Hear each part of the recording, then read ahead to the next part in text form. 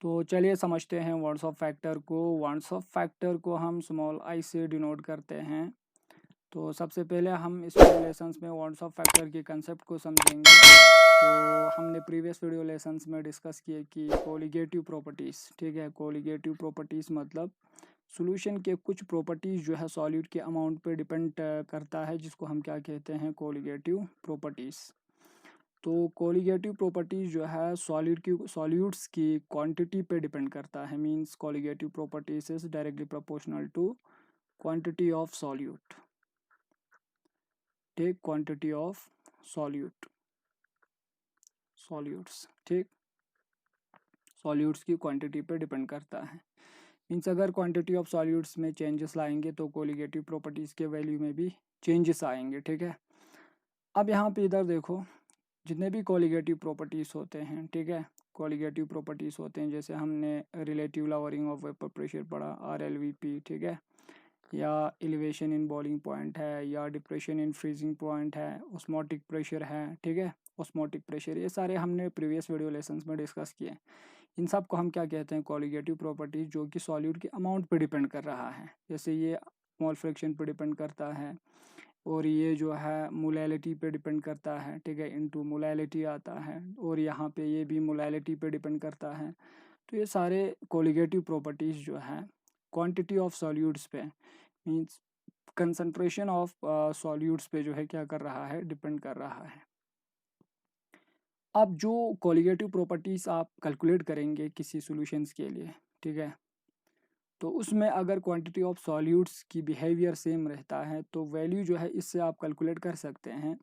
लेकिन day to day life में क्या होता है, हमारे पास कुछ सॉल्यूट ऐसे होते हैं जो सॉल्यूशन में डालते ही वो सॉल्यूट्स अलग सा बिहेवियर दिखाता है, ठीक है। फॉर एग्जांपल देखो, इस चीज़ को हम यूँ समझ सकते हैं, जैसे आपके पास NaCl है, ठीक, NaCl है, सोडियम क्लोराइड। अगर आप सोडियम क्लोराइड को, ठीक है, पानी में डालेंगे, सोडियम क्लोराइड को, ठीक, पानी में डालते हैं तो सॉल्यूशन बन जाएगा। जो ही आप पानी में डालेंगे, से फॉर एग्जांपल पहले आपने सोडियम क्लोराइड का 1 मोल अमाउंट लिया, ठीक है, 1 मोल, लेकिन पानी में डालते ही सोडियम क्लोराइड जो है वो डिसोसिएट्स होता है और वो Na+ बनाता है, प्लस क्या बनाता है, Cl-। मीन्स सॉल्यूशन में डालते ही 1 मोल आपके पास Na+ बनेंगे, 1 मोल क्या बनेगा, Cl-, ठीक। तो आपने लिया कितना था, 1 मोल, तो आपको मिल कितना रहा है, 2 मोल मिल रहा है, ठीक है। 1 मोल Na+ और 1 मोल Cl-, टोटल कितने हुए, 2 मोल। तो ये आपके पास ये ऑब्जर्विट है, ठीक है, ये आपके पास क्या है, ऑब्जर्विट, और ये आपके पास क्या है, थ्योरेटिकल है। आपके पास थ्योरेटिकल कुछ और था, 1 मोल था, लेकिन सॉल्यूशन में डालते ही डिसोसिएट्स हुआ और उस वो यानी कि 1 मोल लिया था, लेकिन सॉल्यूशन में कितना मोल मिला, सॉल्यूट्स के 2 मोल। मीन सॉल्यूट का अमाउंट बढ़ रहा है, क्वांटिटी बढ़ रहा है। तो क्वांटिटी बढ़ेंगे तो कोलिगेटिव प्रॉपर्टीज़ में भी तो चेंजेस आएंगे। जो थ्योरेटिकल आप कैलकुलेट करते हैं वो ऑब्जर्वेड से बिल्कुल क्या होगा, डिफरेंट होगा, ठीक है। तो इनमें भी यानी कि कोलिगेटिव प्रॉपर्टीज़ जो इन फार्मूले से आप कैलकुलेट करते हैं वो भी क्या आएंगे, अलग आएंगे। तो उसके लिए हमको एक फैक्टर की ज़रूरत है, जिसको हम क्या कहते हैं, वांट ऑफ फैक्टर, ठीक है, जिसको हम आई से डिनोट करते हैं, स्मॉल आई। और वांट ऑफ फैक्टर का मतलब ही यही होता है कि it is the ratio of observed colligative properties, जो आप ऑब्जर्व करते हैं, ठीक है।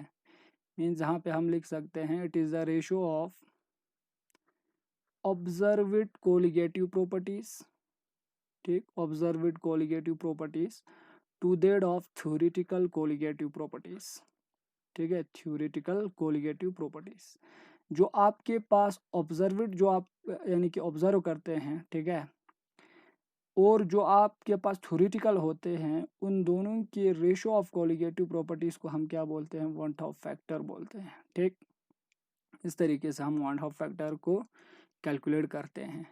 अब ये जो वैल्यू आएगा, ये जो वैल्यू आएंगे यहाँ से वांट ऑफ फैक्टर का, वो वैल्यू जो है ऐसे, यानी कि से फॉर एग्जांपल सॉल्यूट्स के लिए, ऐसे सॉल्यूशन जिसमें सॉल्यूट डिसोसिएट्स हो रहा है, तो उनके लिए अगर आप वांट ऑफ फैक्टर कैलकुलेट करेंगे तो वांट ऑफ फैक्टर कैलकुलेट करने के बाद आई की वैल्यू को इन कोलिगेटिव प्रॉपर्टीज़ के फार्मूले से क्या करना है, मल्टीप्लाई करना है, बस multiplied by i, multiplied by i, ठीक है। तो इसको हम क्या कहते हैं, वांट ऑफ फैक्टर। ये वांट ऑफ फैक्टर का क्या है, एप्लीकेशन है। ठीक, अब यहाँ पे इधर देखो, वांट ऑफ फैक्टर जो है इस तरीके से हम आई के वैल्यू जो है क्या करते हैं, कैलकुलेट करते हैं। ठीक, से फॉर एग्जांपल इस सॉल्यूशन के लिए, इस NaCl के इस सॉल्यूशन जहाँ पे ये डिसोसिएशन हो रहा है, ठीक है, सपोज ये डिसोसिएशन है, ठीक है, NaCl कोई भी है NaCl जैसा सॉल्यूट जो पानी में डिसोसिएट्स होता हो, ठीक है, डिसोसिएट्स होता हो, जो आपके पास थ्योरेटिकल कुछ और होता है लेकिन ऑब्जर्वेड कुछ और आ रहा है, ठीक है, मीन जहाँ पे क्वांटिटी ऑफ सॉल्यूट जो है बढ़ रहा है। इसके लिए अगर आप आई का वैल्यू कैलकुलेट करेंगे तो van't Hoff factor is equal to, observed कितना है आपके पास, ऑब्जर्वेड जो है वो 2 है, ठीक है, तो यहाँ पे आएंगे 2 और डिवाइडेड बाई क्या आएंगे, से फॉर एग्जांपल थ्योरेटिकल कितने हैं 1, तो इसके लिए जो वैल्यू आएंगे वांट ऑफ फैक्टर का वो 2 आएंगे। ठीक है, अगर आपको कोई भी कोलिगेटिव प्रॉपर्टीज कैलकुलेट करना हो, चाहे वो relative lowering of vapour pressure हो, ठीक है, relative lowering of vapour pressure हो, चाहे एलिवेशन इन बॉइलिंग पॉइंट हो, डिप्रेशन इन फ्रीजिंग पॉइंट हो, चाहे ऑस्मोटिक प्रेशर हो, तो इस ये वैल्यू अगर आप कैलकुलेट करेंगे तो इस वैल्यू से वांट ऑफ फैक्टर की इस वैल्यू से इनको क्या करना है, मल्टीप्लाई करना है। तो वांट ऑफ फैक्टर का वैल्यू भी आपको क्या आएंगे, ट्वाइस मिलेंगे। ठीक है, तो इसके केसेस में वांट ऑफ फैक्टर का वैल्यू डिसोसिएशन के केसेस में want of factor value is greater than 1। तो डिसोसिएशन के लिए, ठीक है, यहाँ पे लिखता हूँ मैं, for dissociation value of I is greater than 1। ठीक है, अगर आप सेम जो है से फॉर एग्जांपल एसोसिएशन के लिए अगर कोई ऐसा सॉल्यूट, ठीक है, जो एसोसिएशन बिहेवियर दिखाता है, मींस अगर से फॉर एग्जांपल इस सॉल्यूट को सॉल्यूशन में डालते ही एसोसिएट्स होता हो, ठीक है, जिसको हम कहेंगे एसोसिएशन, तो उस समय कोलिगेटिव प्रॉपर्टी, यहाँ पे देखो क्वांटिटी बढ़ रहा है, ठीक है, यहाँ पे 1 मोल लिया था 2 मोल बन रहा है सॉल्यूशन में, तो क्वांटिटी बढ़ रहा है, कोलिगेटिव प्रॉपर्टीज का वैल्यू भी बढ़ेंगे। ठीक है, लेकिन एसोसिएशन फॉर एग्जांपल यहाँ पे हम एग्जांपल लेंगे एसिटिक एसिड का। ठीक है, एसिटिक एसिड अगर आप, ठीक है, बेंजीन में डालेंगे, ठीक है, बेंजीन में डालेंगे तो ये डायमिराइज होता है। ठीक है, क्या होता है, डायमिराइज होता है। ठीक है, डायमिराइजेशन का मतलब है अगर आप यहाँ पे एसिटिक एसिड सॉल्यूशन से फॉर एसिड इसे बेंजीन में डालेंगे, एसिटिक एसिड को बेंजीन में डालेंगे, तो बेंजीन में 2 एसिटिक एसिड मिल के एक यानी कि say for example acetic acid बनाता है। जैसे देखो यहाँ पे ये एक एसिटिक एसिड है, ठीक है, CH3। ठीक, स्ट्रक्चर कुछ ऐसा होता है, C है और यहाँ पे डबल बॉन्ड O और यहाँ पे O और यहाँ पे हाइड्रोजन पे प्लस चार्जेस, ऑक्सीजन पे क्या आता है, माइनस चार्जेस। और डायमराइज होने का मतलब ये है बेंजीन में डालते ही, ठीक है, CH3 ये दूसरा एसिटिक एसिड है, सेम फार्मूला। ठीक है, और ये कुछ इस तरीके से आएंगे, यहाँ पे ऑक्सीजन और यहाँ पे हाइड्रोजन, ठीक है, और यहाँ पे प्लस और यहाँ पे क्या आएंगे, माइनस। तो ये इस तरीके से डायमराइज होता है, बॉन्ड बनाता है, हाइड्रोजन बॉन्डिंग शो करेंगे। ठीक है, 2 मॉलिक्यूल मिलकर इस तरीके से हाइड्रोजन बॉन्डिंग शो करेंगे, तो ये डायमराइज हो रहा है। आपने डायमराइज हो जाएंगे तो यहाँ पे एसिटिक एसिड मॉलिक्यूल कितने आ रहे हैं, डायमराइज फॉर्म में 2, तो यहाँ पे लिखेंगे आप CH3COOH, ट्वाइस लिखेंगे। ठीक है, तो इसको बैलेंस करो 2। आपने 2 मोल, 2 का मतलब क्या है, 2 मोल एसिटिक एसिड डाला था बेंजीन में, तो कितना मिल रहा है आपको, यहाँ पे सिर्फ 1 मिल रहा है, तो 2 का 1 बन रहा है। तो इसी को हम क्या बोलते हैं, एसोसिएशन, मींस मॉलिक्यूल एसोसिएट्स होके एक पूरा होल मॉलिक्यूल बना रहा है, तो इस प्रोसेस को हम बोलते हैं डायमराइजेशन होना। ठीक है, तो ऐसा सॉल्यूट जो एसोसिएशन बिहेवियर दिखाता हो, ठीक है, एसोसिएशन बिहेवियर दिखाता हो, तो उसके लिए अगर आप वांट ऑफ फैक्टर इसके लिए कैलकुलेट करेंगे, वांट ऑफ फैक्टर ये आपका थ्योरेटिकल था। ठीक है, थ्योरेटिकल कितने डाले हैं आपके पास, कितने थे, थ्योरेटिकल 2 मोल था। ठीक है, लेकिन आपको मिला कितना सॉल्यूशन में, एसोसिएट्स हो के 1 ही मिला, तो आप यहाँ पे ये आपका ऑब्जर्वेट है। ठीक है, तो ऑब्जर्वेट डिवाइडेड बाय थ्योरेटिकल होता है वांट ऑफ फैक्टर, तो यहाँ पर कितना आएंगे, ठीक है, 0.5 विच इज लेस देन, यानी कि से फॉर एग्जांपल 1। तो एसोसिएशन के लिए वांट ऑफ फैक्टर का वैल्यू जो है वो लेस देन क्या होता है, 1 होता है। ठीक है, तो यहाँ पे हम लिख सकते हैं फॉर एसोसिएशन, ठीक, value of one Hoff factor is less than 1। ठीक, तो इस तरीके से हम क्या कैलकुलेट करते हैं वन ऑफ फैक्टर। उम्मीद करता हूँ आप लोगों को वन ऑफ फैक्टर का कंसेप्ट समझ आया होगा। ठीक है, वन ऑफ फैक्टर मतलब observed colligative properties to that of theoretical colligative properties. ठीक, अब हम देखेंगे वन ऑफ फैक्टर की, ठीक है, वन ऑफ फैक्टर्स का क्या इफेक्ट होता है, से for example quantity of solutes पे, कोलिगेटिव प्रॉपर्टीज़ पर क्या इफेक्ट होता है। ठीक है, और नंबर ऑफ यानी कि say for example solute particles या क्वांटिटी ऑफ सॉल्यूट्स मूलर मास पे क्या इफेक्ट होता है। जैसे फॉर एग्जांपल हम यहाँ पे सब एक्सप्लेन करेंगे। जैसे हमारे पास यहाँ पे है सबसे पहला क्वांटिटी ऑफ सॉल्यूट है, से for example quantity of solutes. ठीक है, एक है हमारे पास कोलिगेटिव प्रॉपर्टीज और दूसरा क्या है मूलर मास। इन पे क्या इफेक्ट होता है, ये बहुत इंपॉर्टेंट है बेटा। तो सबसे पहले डिसोसिएशन का देखेंगे क्या इफेक्ट होता है। ठीक है, डिसोसिएशन का। ठीक, तो डिसोसिएशन का अगर आप देखेंगे, ठीक है, डिसोसिएशन का अगर आप देखेंगे तो देखो डिसोसिएशन का, सबसे पहले डिसोसिएशन का देखो। डिसोसिएशन की केसेस में क्या होता है। ठीक है, डिसोसिएशन की केसेस में मॉलिक्यूल जो है 1 मोल अगर आप लेंगे तो 2 मोल आपको मिल रहा है, मीन्स यहाँ पे क्वांटिटी इंक्रीज हो रहा है। तो डिसोसिएशन के केसेस में अगर वांट ऑफ फैक्टर का वैल्यू, आप यूँ कह सकते हैं वांट ऑफ फैक्टर का वैल्यू 1 से अगर ग्रेटर है तो उस समय क्वांटिटी ऑफ सॉल्यूट जो है डिसोसिएशन के केसेस में इंक्रीज होता है, इफेक्ट होता है।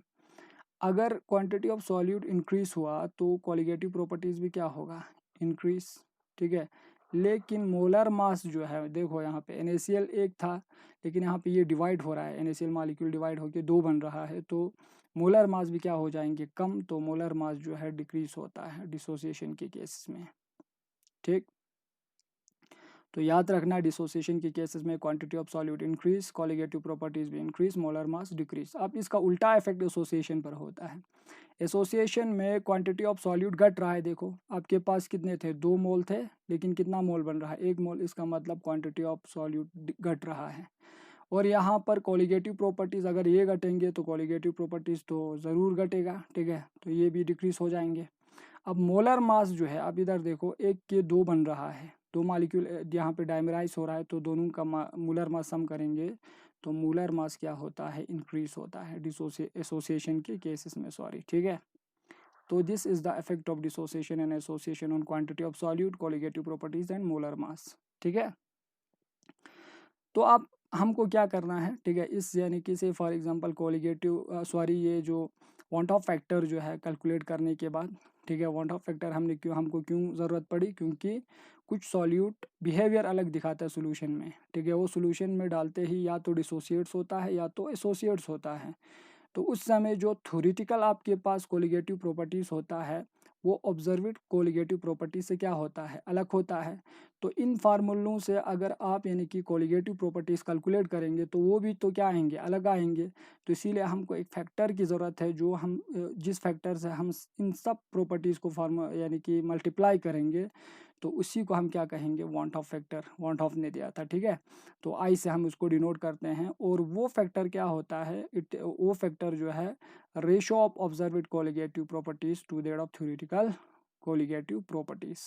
ठीक है, तो इसीलिए इस तरीके से हम क्या करते हैं, this is the formula of van't of factor for those यानी कि say for example solute which is whole यानी कि से फॉर एग्जांपल डिसोसिएट्स और एसोसिएट्स इन सॉल्यूशन। ठीक है, तो नेक्स्ट वीडियो लेसन्स में मैं आप लोगों को वांट ऑफ फैक्टर किस तरीके से कैलकुलेट करते हैं अगर आपके पास कोई वीक इलेक्ट्रोलाइट्स है जो कि सॉल्यूशन में पार्शियल जिसका डिसोसिएशन होता हो, तो उनके लिए कैसे हम वांट ऑफ फैक्टर जो है कैलकुलेट करेंगे, हम उसके बारे में जो है डिस्कस करेंगे।